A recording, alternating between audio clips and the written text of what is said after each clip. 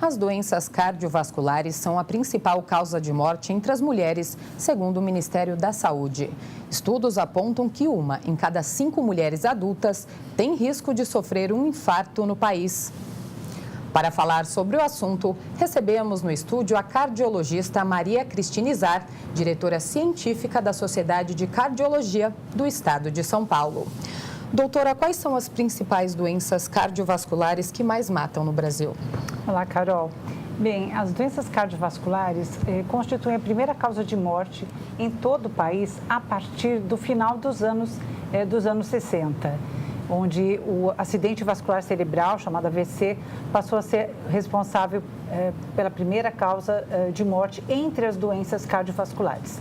Posteriormente, com o melhor controle da hipertensão arterial, o AVC, especialmente nos estados mais desenvolvidos, da região sul e sudeste, a doença isquêmica do coração, ou seja, o infarto do miocárdio, passou a ser a primeira causa de morte entre homens e mulheres, seguido do AVC e ainda em alguns poucos estados do país, em geral, os menos desenvolvidos. E, doutora, quais são os fatores ligados a essas doenças? Veja bem, Carol, existe um estudo, o Interheart, que avaliou fatores de risco relacionados às doenças cardiovasculares.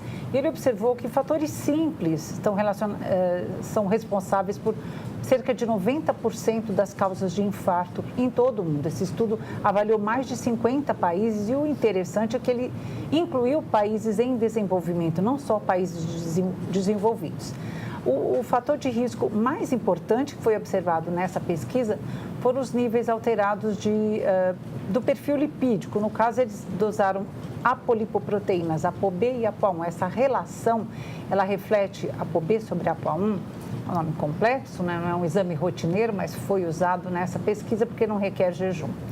Então, quanto mais elevado esse índice, maior a taxa de lipoproteínas, de gorduras que causam aterosclerose e menor a taxa de gorduras protetoras. Então, esse desbalanço foi considerado o principal fator de risco de infarto do miocárdio nessa pesquisa. Além desse fator de risco, muito importante, os outros também importantes foram o estilo de vida sedentário, a alimentação pobre em frutas, legumes e verduras, a hipertensão arterial, o tabagismo, o diabetes mellitus.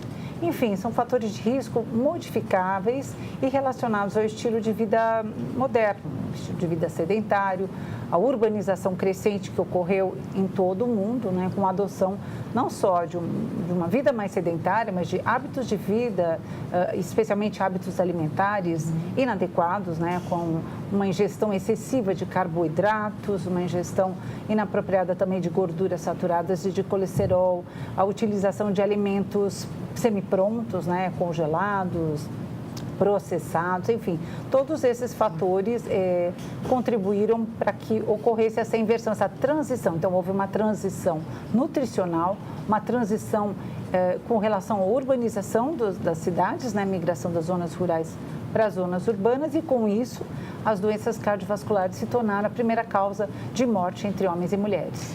Ter uma alimentação mais equilibrada, mais saudável, a não ingestão de bebida alcoólica, por exemplo, é suficiente para ter uma vida saudável? E o que mais a gente precisa fazer, na verdade, né, para tentar prevenir essas doenças cardiovasculares no dia a dia? Sim, um estilo de vida adequado, onde se possa fazer atividade física pelo menos de 150 minutos por semana, se ela for de moderada intensidade, ou 75 minutos por semana, se ela for de alta intensidade, já tiraria o indivíduo da faixa de sedentarismo. E aí a modalidade do exercício vai ficar de acordo com a preferência, com as condições físicas, econômicas, enfim, com uma série de aspectos, né? O álcool, na verdade, ele não é um vilão tão importante. O álcool utilizado com moderação, ele até é capaz de reduzir os níveis de pressão arterial. No caso, se for a bebida escolhida for o vinho tinto, ele tem algumas propriedades, contém o resveratrol, contém substâncias antioxidantes que até são protetores cardiovasculares.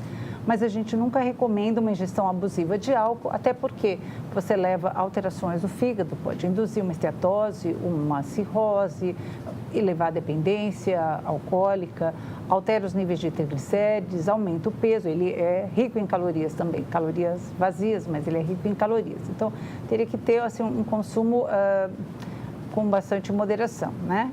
E lembrar que algumas pessoas também não devem ingerir bebidas alcoólicas, dependendo se eles forem diabéticos, se forem obesos, se tiverem já alguma alteração de fígado ou de pâncreas, né?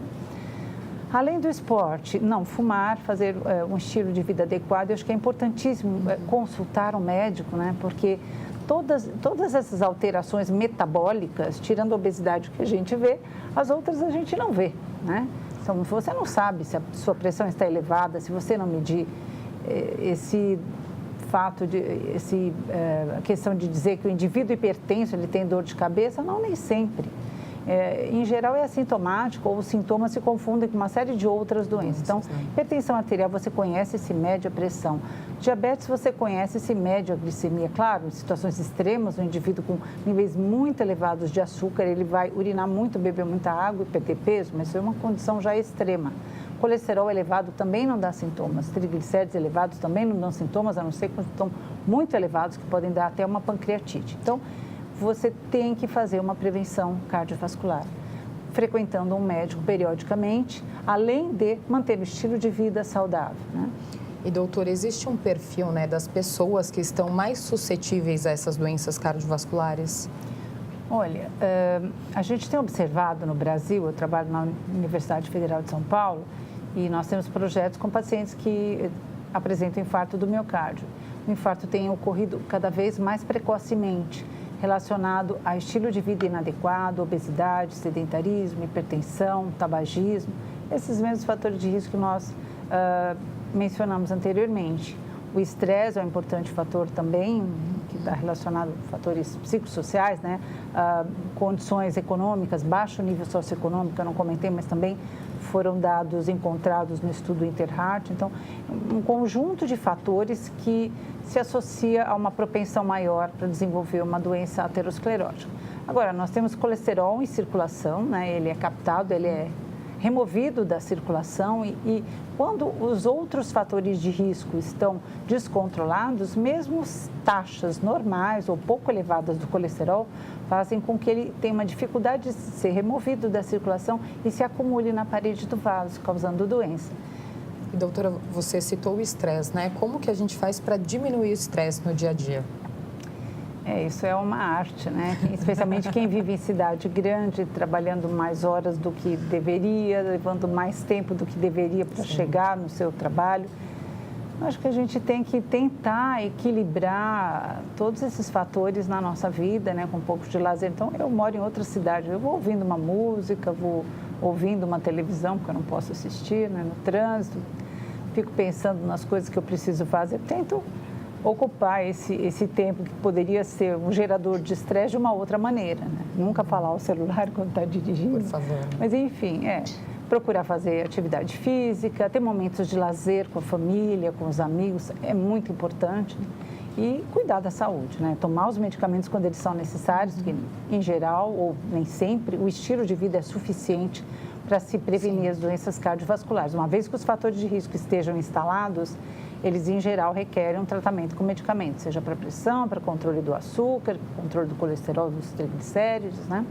E, doutora, as mulheres, elas costumam se cuidar mais que os homens, né? Então, por que mesmo assim o risco de óbito por infarto na mulher é cerca de 50% maior quando comparado aos homens, segundo a Organização Mundial da Saúde? Olha, Carol, é interessante o aspecto relacionado aos hormônios femininos, porque até um tempo atrás se acreditava que a mulher ela tinha uma proteção excepcional por possuir estrógenos, especialmente a mulher na fase que antecede a menopausa, a mulher jovem, saudável, né, adulta, saudável. E só que quando ela vai envelhecendo, especialmente a menopausa que se instala rapidamente, ela causa assim, uma modificação importante na reatividade vascular, uma série de aspectos, né, que a falta desse estrógeno promove a mulher. E o estrógeno também é controverso com relação à pílula, né? A pílula, ela é usada, o anticoncepcional é utilizado pela mulher, ou várias modalidades de contraceptivos, mas eles estão relacionados a um aumento do risco trombótico. Então, mulheres podem ter eventos trombóticos, tipo um AVC, inclusive mulheres jovens, especialmente se elas forem também tabagistas, né? Então, é um aspecto que deve ser levado em conta e até na escolha do método contraceptivo, especialmente se a mulher for fumante ou fumante hipertensa ou apenas hipertensa. Já na menopausa, especialmente quando a mulher tem aqueles sintomas vasomotores relacionados à menopausa, fogachos, ondas de calor, etc., muitas vezes é necessária a reposição hormonal e essa reposição hormonal, ela não devolve a proteção cardiovascular natural que o estrógeno da mulher na pré-menopausa,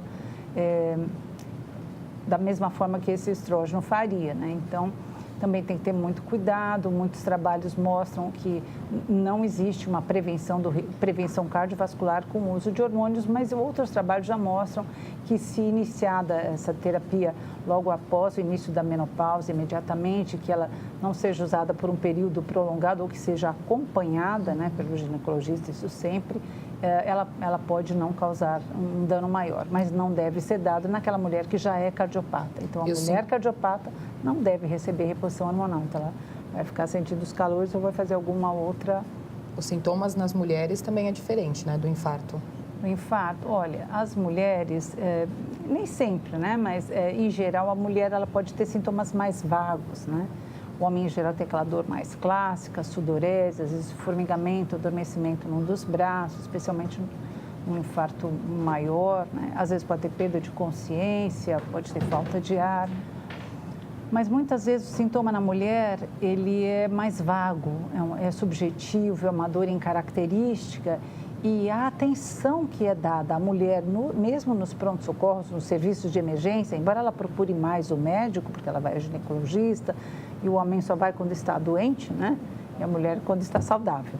Mas o que acontece é que, por esse conceito de que a mulher é mais protegida com relação à doença cardiovascular, os sintomas muitas vezes são menos valorizados na mulher. E quando ela tem um infarto, a mulher caracteristicamente tem, em geral, uma doença mais difusa e não tão localizada como a do homem. E isso também pode dar um prognóstico pior ou artérias mais finas, mais difíceis de serem tratadas, por exemplo, por uma angioplastia ou por uma cirurgia. Então, existem vários aspectos que a mulher também, especialmente a diabética, ela tem mais, evoluir mais para insuficiência cardíaca do que o homem ou do que a mulher não diabética, né? Todos esses fatores fazem com que a chance de morte após de um evento fatal, né, após o infarto do miocárdio, seja maior na mulher do que no homem. Doutora, muito obrigada pela entrevista. Eu que agradeço, Carol, foi um prazer e eu acho que essas participações são uma oportunidade para divulgar conhecimentos gerais e básicos para a população, para que elas possam realmente se prevenir para evitar o aparecimento das doenças cardiovasculares. Obrigada.